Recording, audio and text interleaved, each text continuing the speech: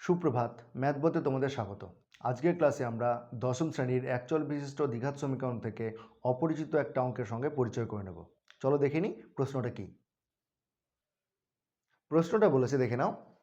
X square minus 3x plus 3 equals to 0 একটা দ্বিঘাত সমীকরণ যার দুটো বীজ হচ্ছে আলফা এবং বিটা, এবং বলে দিয়েছে a n equals to alpha to the power n minus beta to the power n, তবে a7 plus 3a5 by a6 এর মান কত, এটা তোমাকে নির্ণয় করতে হবে। দেখে নাও আমরা যেভাবে অঙ্কটাকে করব। এইখানে দেওয়া আছে এই সমীকরণের দুটো বীজ হচ্ছে আলফা ও বিটা। এইখান থেকে আমরা কি বলতে পারবো যে আলফা এবং বিটা দ্বারা সমীকরণটা সিদ্ধ হবে। তাহলে লিখতে পারবো অতএব আলফা দ্বারা সমীকরণটি সিদ্ধ হবে, সমীকরণটি সিদ্ধ হবে, সিদ্ধ হবে, এটা আমরা বলতে পারবো। অতএব কি লেখা যাবে, alpha square minus 3α plus 3 equals to 0। এইখান থেকে আমরা লিখতে পারবো alpha square equals to, alpha স্কোয়ারের মান বের করছে এখান থেকে। তাহলে দেখো আলফা স্কোয়ার ইকুয়ালস টু কত হবে, মাইনাস 3α ওইদিকে গেলে 3α হয়ে গেল, আর প্লাস 3টা ওইদিকে গেলে মাইনাস 3 হয়ে গেল। তাহলে এখান থেকে আমরা পেলাম alpha square equals to 3α minus 3। এইবার দেখো আমরা alpha to the power n বের করতে চাইছি। খেয়াল করে দেখো, আলফা স্কোয়ারকে যদি আমি alpha to the power n minus 2 দিয়ে গুণ করি তবে কিন্তু এই জিনিসটা alpha to the power n হয়ে যেতে পারে। তাহলে দেখো অতএব alpha square into alpha to the power n minus 2 equals to 3α into alpha to the power n minus 2 minus 3 into alpha to the power n minus 2। ডান দিকে আমরা বা নিচের দিকে লিখে দিচ্ছি, উভয় পক্ষকে alpha to the power n minus 2 দ্বারা গুণ করে পাই, গুণ করে পাই। কেন গুণ করলাম, কারণ আমরা আনতে চাইছি alpha to the power n এই টার্মটা। ঠিক আছে, তাহলে দেখে নাও এবার এখান থেকে কি পেলাম।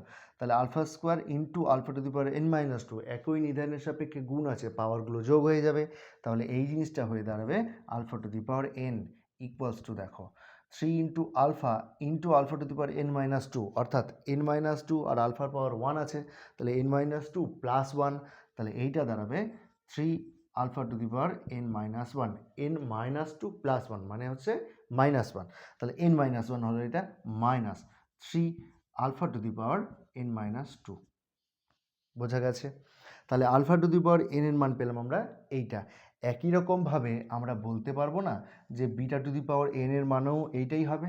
তাহলে beta to the power n equals to কত হবে, 3 beta to the power n minus 1 minus 3 beta to the power n minus 2।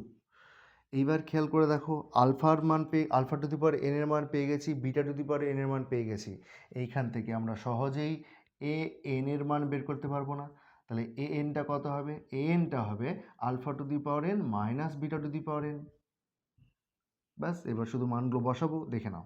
তাহলে মান বসাচ্ছি, তাহলে কি দাঁড়াচ্ছে দেখো, তাহলে 3 alpha to the power n minus 1 minus 3 alpha to the power n minus 2 minus 3 beta to the power n minus 1 minus, যেহেতু এখানে মাইনাস আছে তাহলে মাইনাস প্লাসে মাইনাস হলো, মাইনাস মাইনাস এটা প্লাস হয়ে যাবে। কত হবে এটা, 3 beta to the power n minus 2। ভালো করে খেয়াল করে দেখো, এখানে এইখান থেকে যদি আমি 3 কমন নিই, 3 যদি কমন নিই তাহলে পড়ে থাকবে কত, alpha to the power n minus 1 minus beta to the power n minus 1 minus beta to the power n minus 1। তাহলে আমরা এতটুকু এখান থেকে পেলাম। এইবার দেখো এখান থেকে যদি আমি মাইনাস 3 কমন নিই তাহলে পড়ে থাকবে alpha to the power n minus 2 minus beta to the power n minus 2। বোঝা গেছে? এবার খেয়াল করে দেখো, alpha to the power n minus 1 minus beta to the power n minus 1 এটাকে লেখা যাবে এইখান থেকে এ এন মাইনাস 1 না, তাহলে এটাকে লিখতে পারবো আমি 3 A N minus 1 minus 3 A N minus 2। এইটা আমি কিন্তু লিখতে পারলাম এ এন ইকুয়ালস টু এইটা। বোঝা গেছে? এইবার আমরা এইখানে মানটাকে বসাবো এই সূত্রটা কাজে লাগিয়ে। তাহলে এটা মুছে দিচ্ছি, দেখে নাও।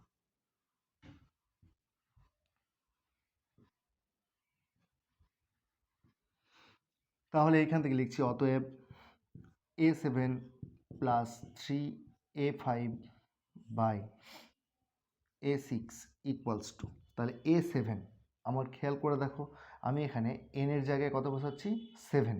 তাহলে এখানে কত হবে দেখো, 3a6 মাইনাস 3a7 মাইনাস 2 মানে 5, আর এখানে প্লাস 3a5 তো আছেই, বাই a6।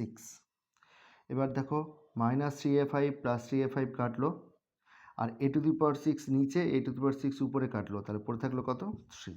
তাহলে এই রাশিটার ভ্যালু হচ্ছে 3। তাহলে আজকের ক্লাসটা এখানেই শেষ করছি, দেখা হচ্ছে অন্য কোনো একটা ক্লাসে। ক্লাসটা কেমন লাগলো জানাতে কমেন্ট করো, চ্যানেলে নতুন হয়ে থাকলে সাবস্ক্রাইব করে সাথে থেকো। পরের ক্লাসে আমরা একচল বিশিষ্ট দ্বিঘাত সমীকরণের আরেকটা স্পেশাল টাইপের অঙ্ক নিয়ে আসবো, সেখানেও সাথে থেকো এইরকম টাইপের অঙ্ক শেখার জন্য।